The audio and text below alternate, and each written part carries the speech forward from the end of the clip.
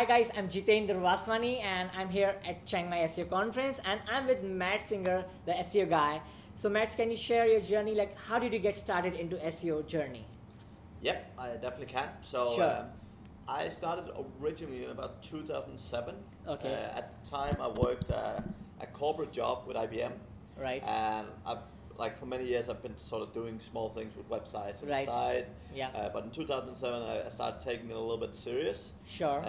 I set up my first affiliate sites, and I ended up doing really well. I'd hired a couple of writers from the Philippines to write some Philly English content. Right. Okay. And they were spitting out, each writer was spitting out about 3,000 words every day.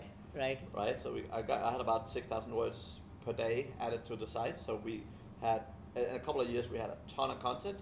Right. We made about around 20 some K a month.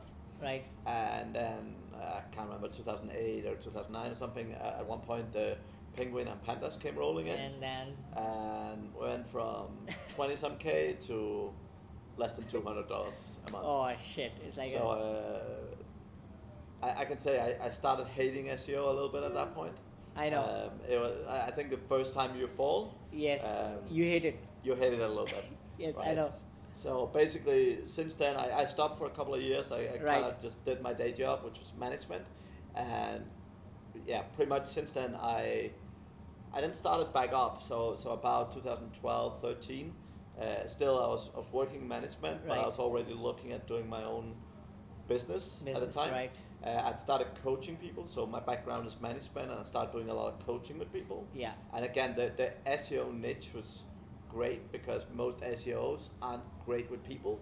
So right. So I was going to ask you this question. Right. I could see that a lot of SEOs really struggled with the whole management thing. Yeah. So right? how do you train those people? Like how they can manage a very big team?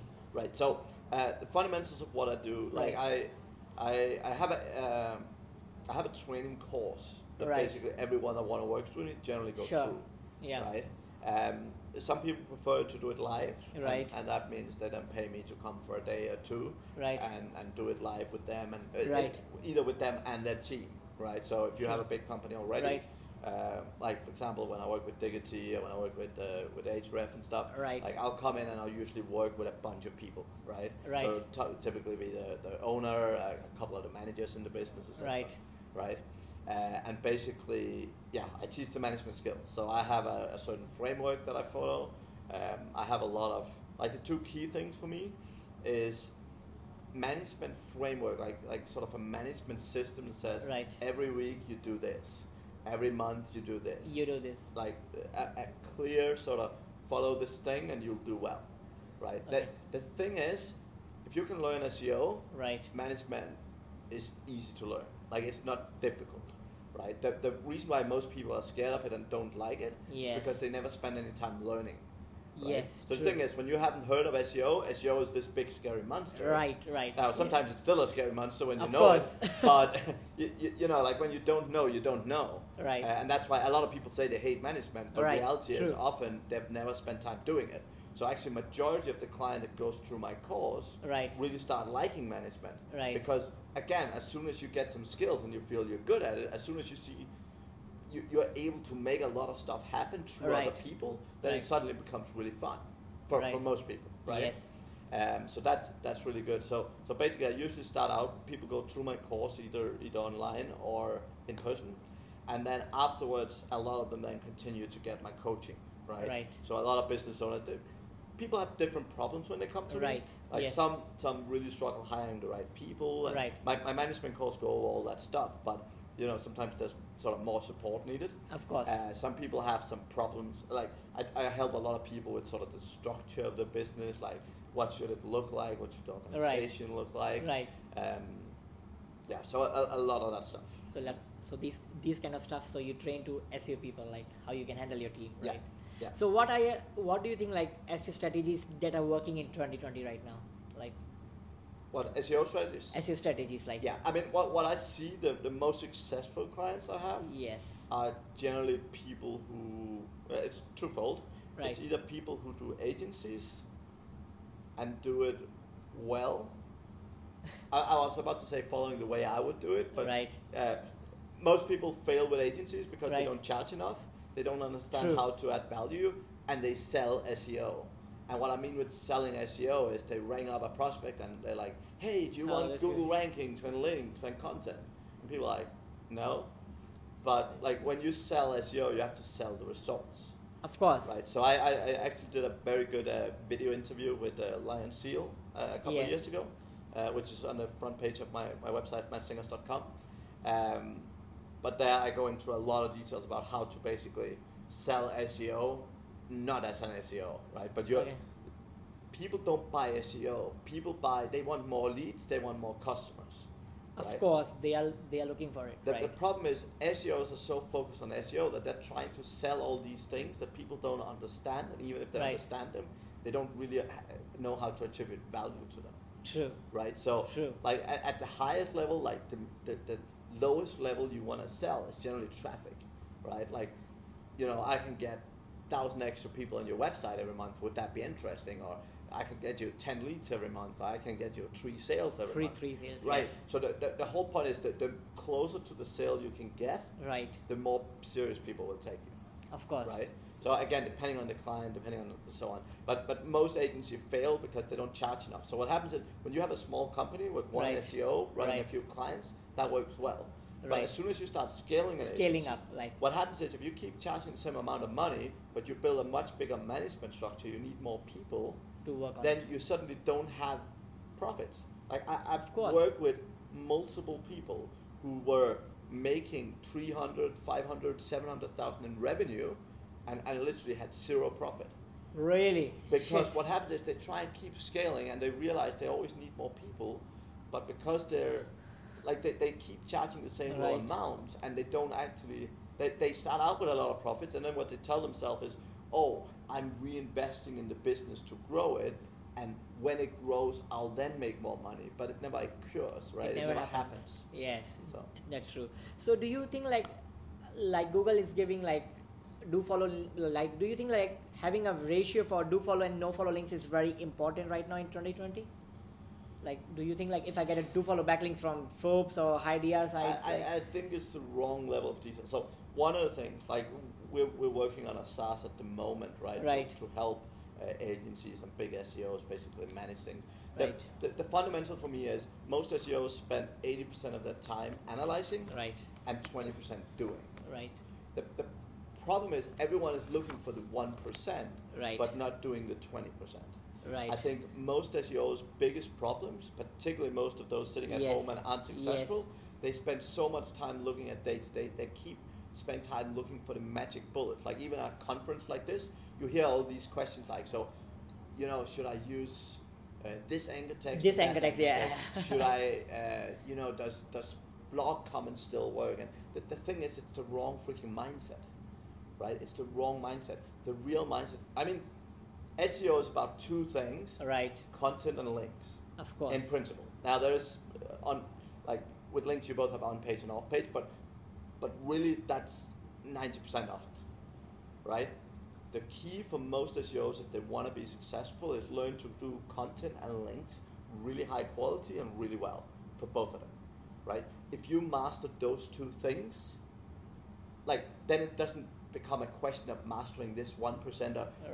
What if I throw a ball up in the air and hit the keyboard 4 times, and does that give me a tiny, small, minute increase, right? But the problem is that's what most SEOs does. Yes. Most SEOs talk about these small things. I realized if you send 1 citation, or if I do these social signals, and the thing is, these things, you can hardly see an impact if you do testing. Right? Theoretically, yes, there could be an impact, but it's so tiny, right? Do the stuff that moves the needle, right? It's content and it's links. So do you think anchor text variation still helps you in ranking? Anchor text, it's because Charles is talking about anchor text variation, have this kind of variation from if you're taking backlink from high DR sites. So I fundamentally, again, as I said, content and links. Now, specifically on anchor text and so on. Generally my philosophy is always the same. I'll look at the top of Google. I'll look at what does the top people do. Okay. Right? And Yeah, I mean that for me that's the fundamental. Like, I like getting some good content out, get some decent links to it, and seeing what happens, right? Because a lot of the time, if you do good keyword research, you can rank really well with some good content and some good links, right? And yeah, like if you're in a really competitive niche, yes, it makes a lot of sense to start looking at some of those things. But honestly, for a lot of stuff, you can rank really well by having great content and having great links. So like for the casino links, like this is a very competitive niche, like. Yeah, casino is a very very difficult niche. Like it's not easy to rank for these kind of keywords. It's easy to rank for those keywords. It requires a big budget. Yeah, that's a big buying the backlinks. Like that's the only process. Like so, one of my key philosophies in life is that people always ask me what's possible, and I'm always everything is possible. The question is what does it take? Yes. So if you want to rank for casino, you can definitely make it happen. But it takes your big wallet, right? So if someone don't have a big budget, like a newbie who's entering into SEO, like what he can do for ranking his a low competition website? So the number one thing is if you go into SEO, my advice to everyone is don't pick a difficult niche. Because the thing is, if you're starting out, the first thing you want to do is make some money.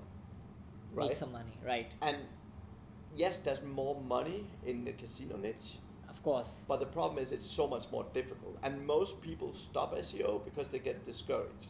Because they're not making money. Because they are not ranking. Right. The thing is, even if you start out and you start making $100, $200, $500, $1,000, like, that gives you some courage. That makes you see that it worked. And the key thing is, so SEO is a little bit of a funny business. And a lot of businesses, you can do something and make some money. Right. The problem with SEO is it's only the top 10% that makes money. Yes. Like if you're outside top 3, top 4, top 5 in Google, you make no money. Right? True. If you're on the second page, third page, fourth page, like if you're the 11th best in the casino niche, you make no money. Of course. Right? And the thing is, you want to pick a niche where you can be, like even with a limited skill set, can get to sort of top 3, at least top 5, right? So that you start seeing some money, because else you will end up discouraged. Of course, like a lot of like newbies, they pick up the very high competitive niche and they get so discouraged, because I get a lot of emails like that. How we can rank for this like hosting keywords? Like they are very competitive niche. Yeah, and I mean, yeah, for me fundamentally, for most people wanting to get into SEO, I always tell them to do the same thing. Find someone who know what they're doing and try work for them first. And you know, sometimes even if you do that for free, the thing is, if you help someone out who can help you learn some stuff, that is a good trade, right? So I'm not saying do it for 5 years, but the thing is, if you get to work for someone who have some good process, who have some knowledge, who have some background, you can learn a lot of stuff very quickly. True that. One of the key things is a lot of people who become successful actually start an agency SEO. True that. And they do that because when someone comes to you with a website, with a budget, you suddenly have something to work with. Whereas if you're sitting home alone, you have no money, you're trying to do this thing, it can take you a really long time to move. And that's what, it's the same thing. If you go and work for someone who have money, sites who are ranking, who have budget, you're much more likely to learn stuff that will actually set you apart, right? True that. So one last question. What kind of hiring process do you have? So fundamentally, I have a very clear framework for hiring. One of the key things that I'll look at is very much in terms of people's behavior. So, I mean, people are born with different behaviors. You know, some are super introvert, some are super extrovert, some are just amazingly good at numbers. Some people are super social. Like people all have different natural behaviors. Intelligence like that. Right, in principle. And the thing is, you always want to put the right people in the right jobs. Right.